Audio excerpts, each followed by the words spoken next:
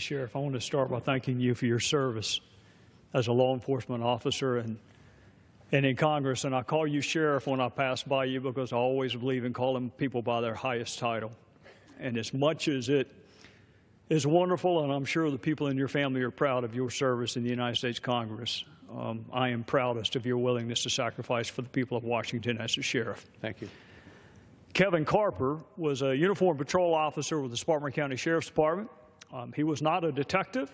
He was not in management. He was just a regular police officer like the ones we see every day in our towns and cities. And Kevin responded to a domestic violence call.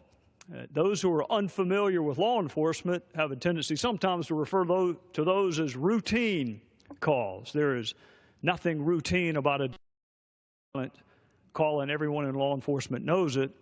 Off of Airport Road in Spartanburg, South Carolina, Kevin and his partner arrived to find William Seach on the front porch of his small home pointing a large caliber gun at his wife, Judy. Judy was crouched down in the front yard trying to protect herself, trying to shield herself behind a tree. And William was pointing the gun at her and alternatively pointing the gun at law enforcement who had just arrived on the scene. And you know, Sheriff Reichert, Mr. Speaker, it all seems so easy in hindsight. Do you shoot? Do you pull the trigger? Is the gun real? You have split seconds to make these decisions, only to have them second-guessed for months, if not years, afterward. Is the gun real? Is it loaded?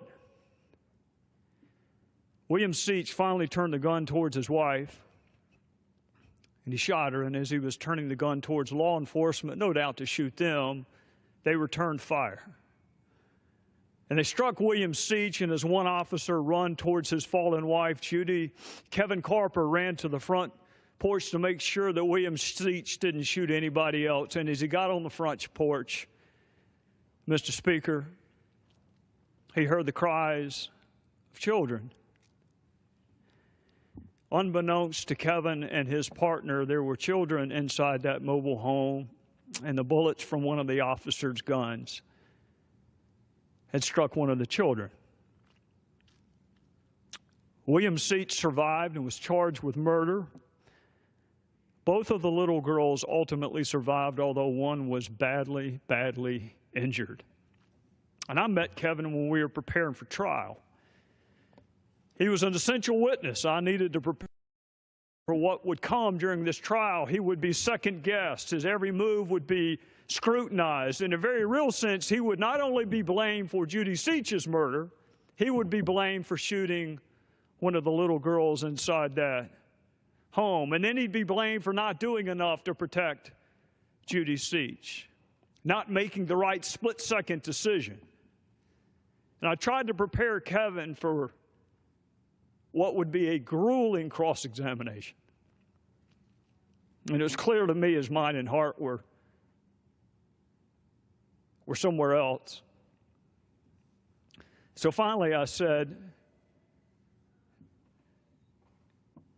Kevin, you didn't do anything wrong. You didn't have a choice. And he said, I know, Solicitor Gowdy. He had tears streaming down his face in my office. I know, Solicitor Gowdy, but I shot that little girl.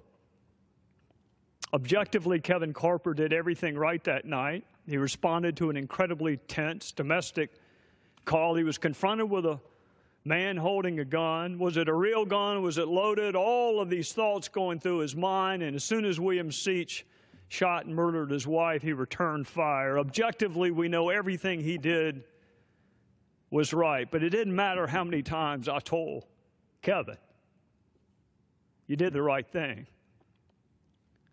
Deputy Kevin Carper heard me. Father, husband Kevin Carper had tears streaming down his face at the thought that he would have hurt a child. Well, we went through the trial, and he was, as you might imagine, an indispensable witness. And, Mr. Speaker, he could not have done a better job in that murder trial. And yeah, he was a tough police officer in a uniform. But when it came time to describe walking on the front porch and hearing the cries of children. He became a husband and a father again. And in front of a jury, Sheriff, and you know this is hard for police to do, in front of a jury, this tough, brave man broke down in tears. And the jury had a chance to see the humanity of police officers. The jury had a chance to see that protect and serve and defend part of police officers. And he was convicted. William Seitz was convicted in no small part because of Kevin Carper's help. And in South Carolina, the sentencing takes place immediately after the trial. So there was family to talk to and to prepare them for the sentencing hearing so they could allocute on what Judy Seitz's life meant to them and what the proper punishment should be. And Mr. Speaker, Sheriff Reichert, I wanted to tell Kevin what a great job he had done. I wanted to tell Kevin how impressed I was with his humanity. I wanted to tell Kevin, I intended to tell Kevin that you took a cynical old prosecutor and you made him believe again that there are women and men who go into this line of work for all the right reasons. That's what I intended to tell him. But in the hustle and bustle of sentencing, he slipped out the back of the courtroom, and we went on with the sentencing hearing. But I knew that I would see him again, and I would have a chance to tell him. I'd have a chance to tell his boss, you need to watch that guy, make him a homicide detective. He's really good. I'd have a chance to tell him he did great by those little girls.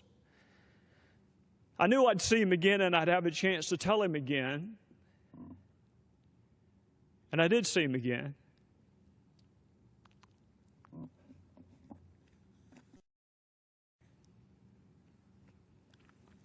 Laying aside a roadside.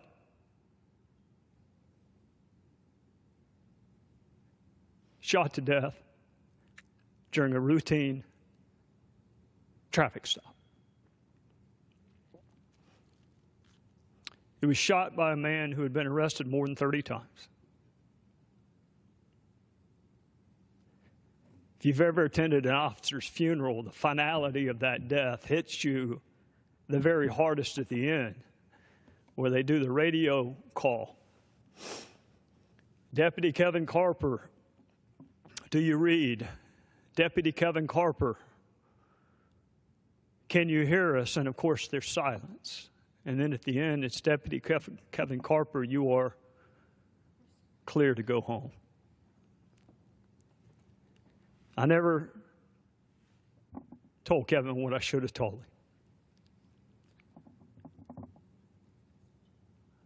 Deputy Kevin Carper, you were a credit to law enforcement.